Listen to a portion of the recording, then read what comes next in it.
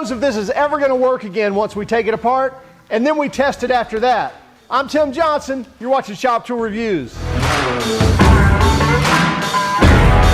Welcome back. Now, we've already tested and reviewed the new Milwaukee M12 Fuel Right Angle Impact wrench. Now, we tested it with the 2.0 amp hour battery.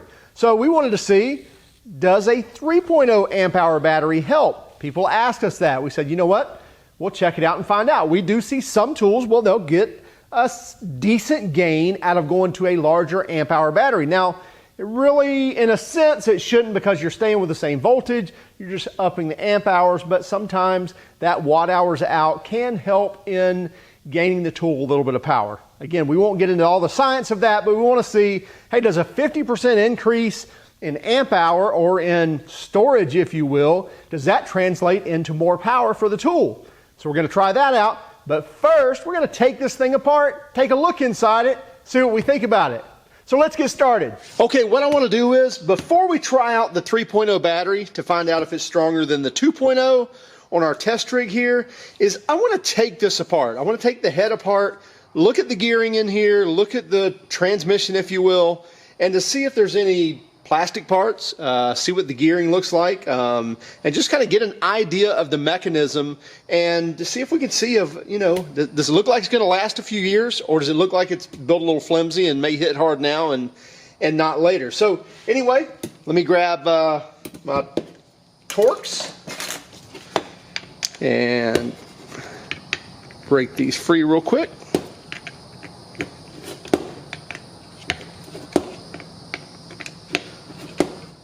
This is when we cue the YouTube music, right?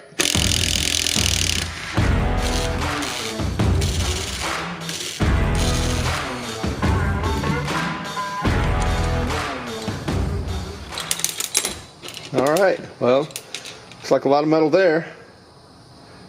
Looks like, yeah, a little bushing there. Is that a bearing?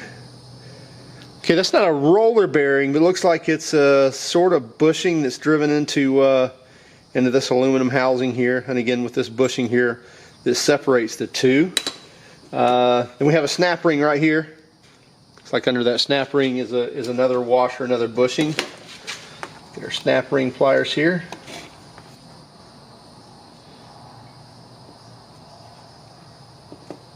There we go.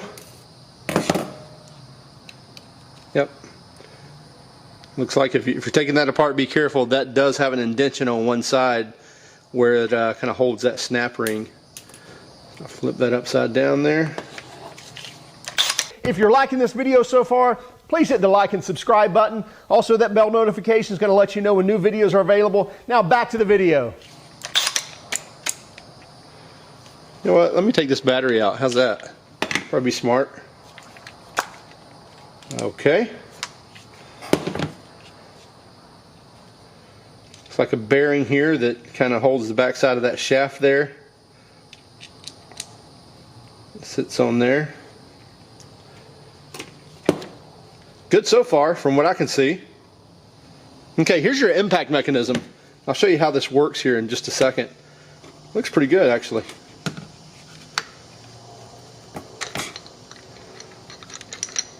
Does it have an O-ring? Yep.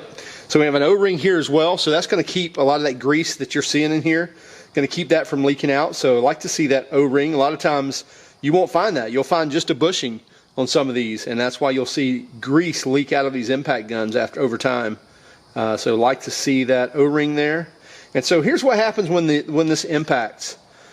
So this is basically just your drive gear down here that then drives this, and this is all your weight. And by the way, it does weigh a good bit. I'll weigh it here in a second. I'll bring the scale over here. But this sits down in this groove here. If we can get it to sit in there.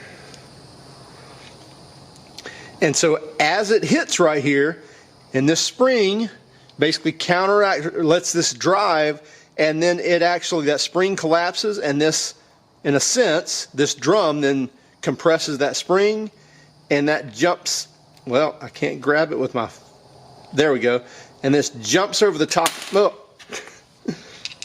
And so as that spring then compresses, then it lets this jump over to the next time, and then hit it again, and then once it hits, and compresses that spring, then it jumps over and turns again. So that's your impact mechanism. You're hearing it but a lot faster than that.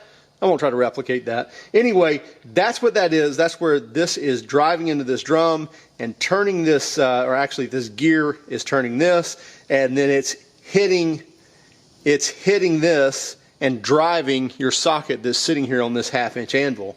And like I said, as the spring compresses, then it lets that drum jump over the top and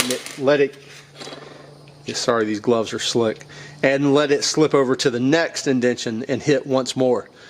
So that's your drive mechanism. That's not bad. Not bad at all. And like I said, it is quite heavy. Let me grab the scale. This probably doesn't mean a whole heck of a lot to you, because what are you relating it to, right? But it just gives you an idea of what this impact mechanism weighs. So 10 ounces, so more than 1/2 pound. So not bad. Again, in such a small gun, that's quite a bit of weight there. So that's a lot of your inertia that it's creating when it's going round and round at whatever 100 RPMs. I forgot what the RPM is on this tool. So that's where you're getting your power from. So down here, let's see, is that a brass bushing? Nope, doesn't look like it'd be a bushing. It must be built into the housing there. We'll just go ahead and put that back in there. Let's take it back out.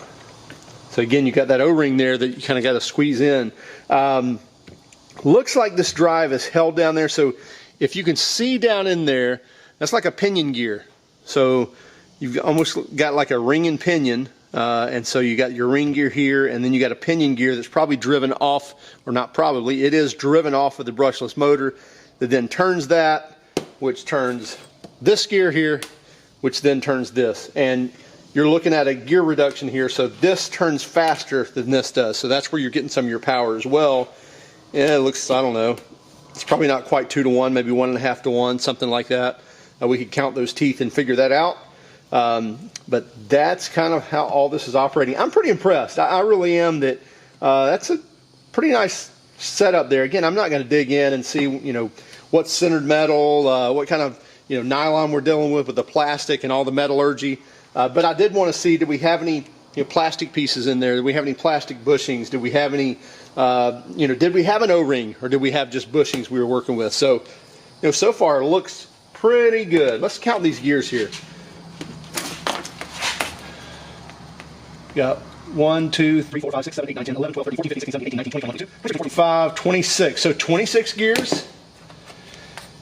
And 1, 2, 3, 4, 5, 6, 7, 8, 9, 10, 11, 12, 13, 14, 15, 16, 17, 18, 19. So difference of 7. I'm not going to do that math right now. Maybe I'll flash it up on the screen. So 19 versus 27. So you definitely get a gear reduction. It's not 2 to 1. We'll show you that ratio here in a second. Well, that's as far as I want to go with this right now. So let's actually use this on the test rig. So go ahead and cue the YouTube music while I put this back together, and we'll speed it up there for you.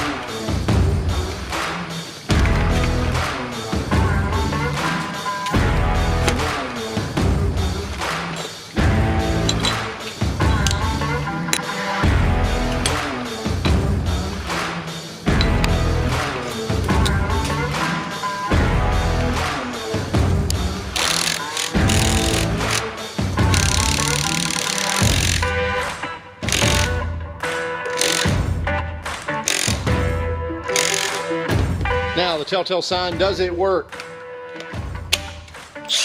Hey, look at there. Now let's try it out on the test rig. Okay, so we know what we did with the 2.0 amp hour battery, right? So let's take this one out and let's go to the 3.0 amp hour, the XC 3.0 M12 battery. So 3.0 amp hour. So we're going to put that on. Got a full charge. So we got a full charge on it, and we're on speed 3. And let's just make sure, yep, these are just touching the washers. I want to make sure they are not tight, nor do I want them to be backed off where they can get, a running start, if you will. So let me go ahead and put this on here. So what we're going to do here, we're going to let these hammer for 5 seconds each. Then we're going to get a reading off of them, and then we'll go from there. And by the way, if you haven't seen the video, I've got a video on this, just kind of showing this already and showing this with the 2.0 amp hour battery. And I'll put the link in the description as well. Are you ready?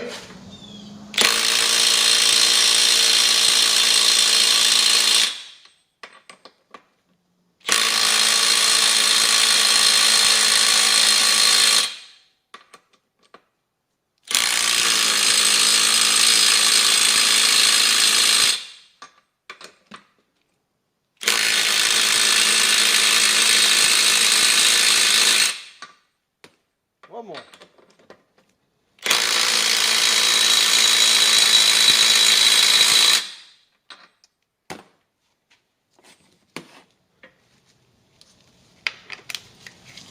Okay, now we'll take our torque wrench and we'll take these off. Start down here, so we're started. 95.8.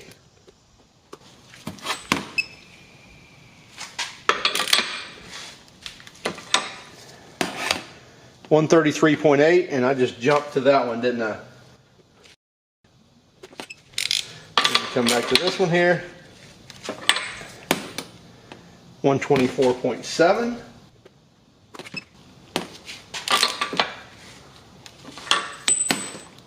130.5.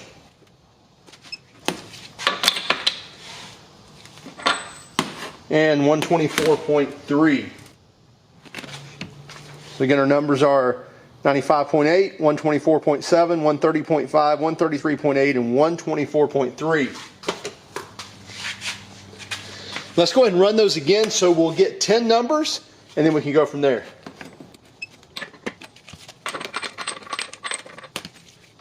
So after running 5 fasteners or tightening 5 fasteners, we're still at 4 bars. Now, I will tell you, after doing that with a 2.0 battery, it was already dropped a bar.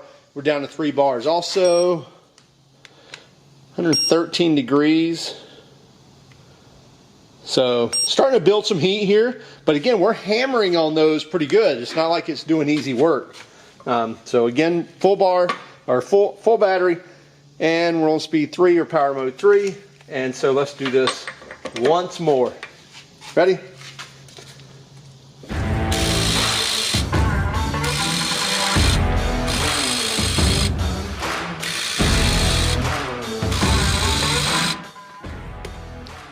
That is getting warm now. It's not too hot to touch, but it's definitely warm. So 118 degrees Fahrenheit, yeah, 119 to 120.1.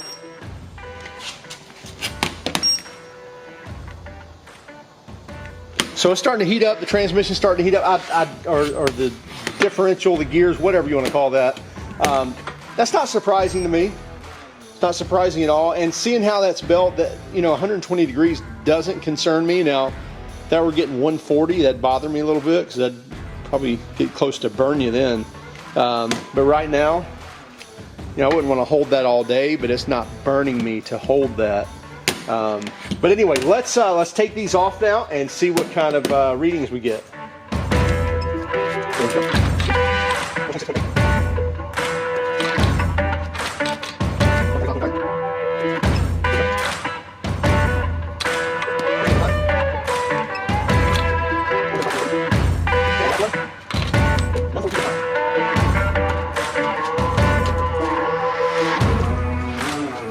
So those were pretty consistent there. 95.8, 124.7, 130.5, 133.8, 124.3, 126.8, 145.9, 128.5, 135.3, and 142.5. The good news is the M12 Fuel Right Angle Impact wrench, it still works. So I don't have to call Milwaukee and beg for another one. I doubt they'd send me one, by the way, especially after seeing us take it apart. We took really good care of it, and we were really impressed with the guts on the inside. So a lot of weight and a lot of metal in there to provide that impact mechanism, the power through that socket to drive those fasteners and to get 200 foot-pounds, 200 plus foot-pounds of force out of that head there. Now, the interesting thing was we really didn't see a gain in power jumping to the 3.0 amp hour battery. Literally minimal. Now, I will tell you we did another control sample using the 2.0 amp hour battery and saw the same results, that There was really no increase from the last time. I mean, like less than 1%. So we would say that going from a 2.0 amp hour battery to the 3.0, you're really not gaining anything other than the fact that you're going to drive a lot more faster, because after driving just 5 of those larger bolts or larger nuts, we were down 1 bar. And after driving 10, we were down to 2 bars. Now after driving 5 with this, we weren't even dropped a cell yet. And even dropping to 10 or driving 10 of those fasters, now we did finally drop 1 cell, 2, 3 cells. So we still got 3/4 of our battery left after driving 10 fasters. Of course, those are larger fasteners. So it may be worth it to you just for the runtime gain in that by going to that larger battery, which is basically what you're doing, is enlarging that fuel cell, if you will. Anyway, we're happy of what this stood up to. We're happy with what we saw on the inside. So we really didn't break it open here where the guts of the brushless motor and the electronics are. Really didn't care to see that. Just wanted to see kind of what the drive mechanism looked like. So we were impressed with that. Hey, make sure you check it out. Also keep track of us on Instagram, Facebook, and Twitter. If you don't mind, hit that like and subscribe button if you like this video. Also, hey, leave us some feedback. Tell us what you liked, what you didn't like. Ask us any questions about this tool, what we think about this as well. Also, be sure to check out the video of this that we did where we did the first review on it. Keep smiling and go out and do something nice for someone.